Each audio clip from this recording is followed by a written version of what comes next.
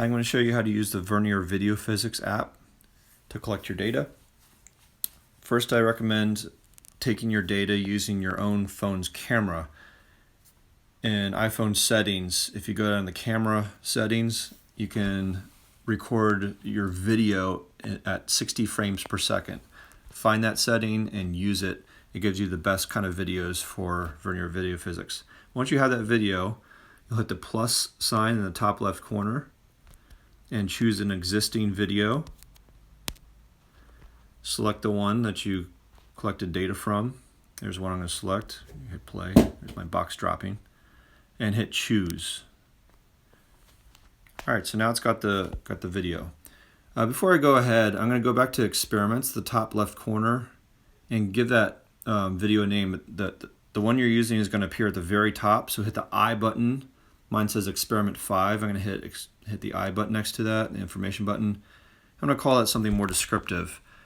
I'm going to call this empty box, and I'm going to drop it on the big side of the box, so I'll call it empty box big.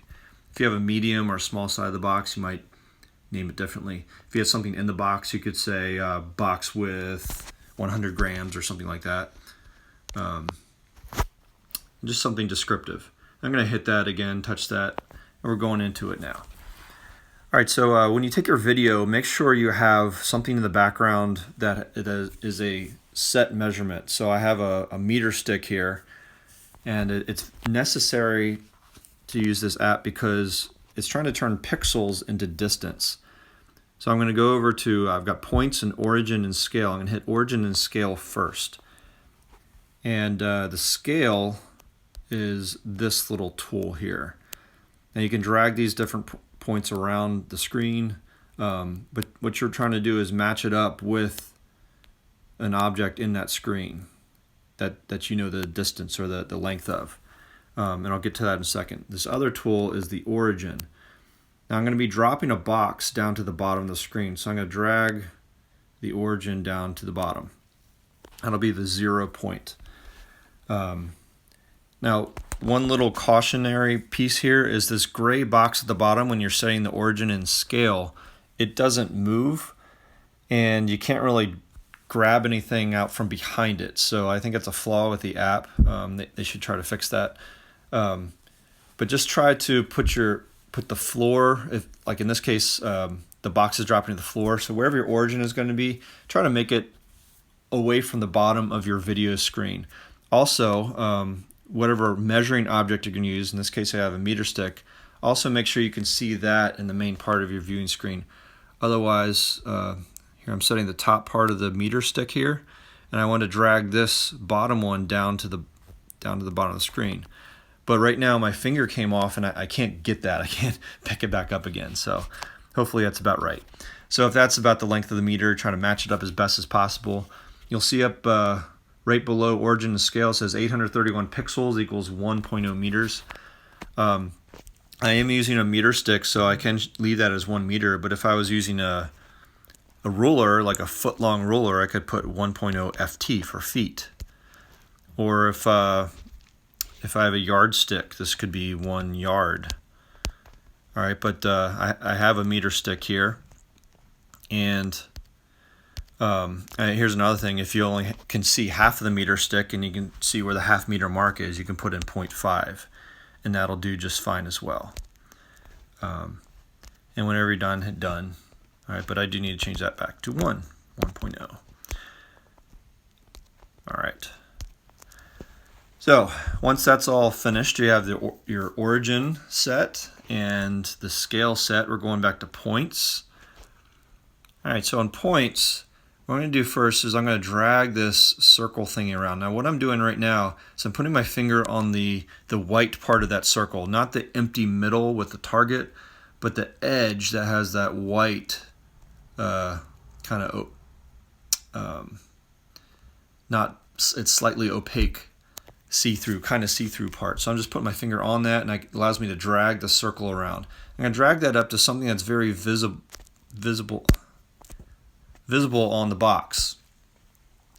So there's a barcode piece of that box. So something that has a lot of contrast. And that'll help this app track that point as you drop it in the video. Makes it a lot easier for collecting data points. So now once I have it on that barcode part, I'm using that little slider to the side to change the size, and I want that circle to be just around there. Oh wait, there's one more thing I want to do beforehand. Before we start the data collection, I'm going to find the point where I drop it. So I'm hitting the play button here. You can see I dropped it. It happened rather quickly. I'm going to rewind back to somewhere about the point, using the slider at the bottom, just around where I drop it. And now to the left and to the right of that play button is 1 frame back and 1 frame forward. I'm going to hit the 1 frame forward a couple times until I see myself starting to drop it there. See my hand move. So I'm going to back it up just a moment. Okay, there my hand hasn't moved a whole lot. It looks like I really start to release about right there. So I'm going to make this the starting point in my video. Now I'm going to tap on just in the middle of the screen here to get rid of all that stuff and make sure my target is right around that barcode, that thing that's very easy to see. And I'm going to make the circle fit right around there. All right, now I'm going to tap on the screen to get the options back up. And you'll see in the play button bar at the bottom, there's a word that says track. I'm going to hit track at this point. And hopefully it'll track that most of the way down. All right, until it loses the object. If it loses it partway down and you have a lot of data points, you're probably okay. You probably don't need to do anything else. But if you do need to collect a few more data points, tap the middle of the screen there to get rid of that stuff. Now the yellow dot means it has found that data point. It just hasn't been able to see any more data points. So I'm going to tap the screen again and move it 1 frame forward. That's again the button next to the play button. Move it 1 frame forward. Now tap the screen again. And now I'm going to find approximately where, see it's how blurred, that's why it lost the tracking. That's about where that barcode is on the box. And now to collect a data point manually, once you find the spot you want to collect the data point for, tap on the circle. Tap on the white part of the circle and it collects the data point. Or if you want to go back, think, well, I think this thing took the wrong data point here. Tap in the screen. I'm going to go back to that point and go, oh, I think that's really actually right, that position. So I'm going to position it there and tap the circle. And it'll record a new data point. I picked one that was practically on top of the old one. But that's how you collect it manually. If you have to, you can collect a bunch of manual points. I'm not going to do that. So once we're done, tap the middle of the screen. It brings up the options. And up at the top, there's a little squiggle graph button. You see experiments on the left at the top, and there's a little graph button off to the side. I'm going to hit that. You don't have to do this, but I'm just going to show you what the video analysis app does. This first screen doesn't tell you anything helpful. This is a Y versus X. I don't care how the box seems to be moving left to right in the X direction. So the X data is unimportant to us. We're only worried about how it's falling. So I'm going to slide that to the right. Here's another useless screen because this is the X distance and X velocity data plotted out. So I'm going to slide that to the right again. This is what's going to be useful to us. We can see how the Y distance is changing, how the Y velocity is changing. But I can't really do anything with this data. It's just looking at how it turned out. So I'm going to hit done, and I want to send it to Graphical Analysis. And if you don't have the Graphical Analysis app for iPhone, you can get that for free from the App Store. So please do that before you continue on with this step. But I'm going to hit the send button at the very top. You see experiments, then the graph squiggle line, and I'm going to hit the send. And I can send it to make it a video or video with points. So if you want to see this video outside of this app, you can hit video with points and upload it to like Google Drive so you can watch it. If you have the Logger Pro program, you can use that for your computer. You might use that in school, but not at home. But at home, you have the graphical analysis file. So you can hit graphical analysis file.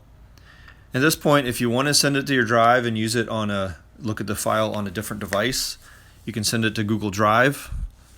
But since I have graphical analysis on my phone here, I'm going to hit open in. and slide it over a little bit, and I see copy to graphical. I'm going to hit that.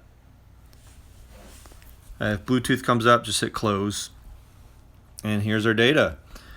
Now this is recording, this is showing us the Y velocity and X velocity and all that kind of stuff. So I don't want to see the X data. So in Graphical Analysis app, up near the top right corner, there's the 3 dots. It's kind of for information and options, but right next to it is a little table looking thing. I'm going to hit that button, and instead of what we're looking at right now is the 2 graphs view, what I want to look at now is the table view. So I'm going to hit table. In the table, you'll see time in seconds, X in meters. You might have chosen feet. It's whatever you chose there. I'm going to hit the 3 dots next to X in meters because I want to get rid of that column. I'm going to delete the X data column. Delete. If you accidentally delete the wrong thing, you can go back into Video Physics and send it to Graphical Analysis app again. But now I have just the Y data. That's good.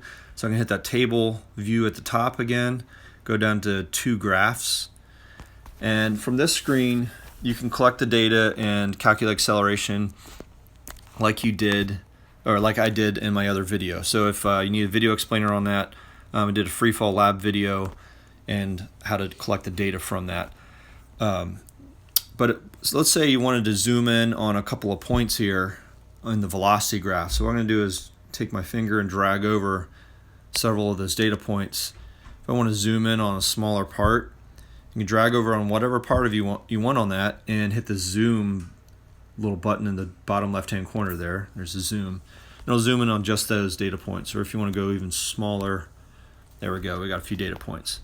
So this is where you can go to select your specific data points, like the video shows you, and you can touch a couple of different points and see what those coordinates are. But I think Graphical Analysis makes it easy to look at those video physics files. And that's all.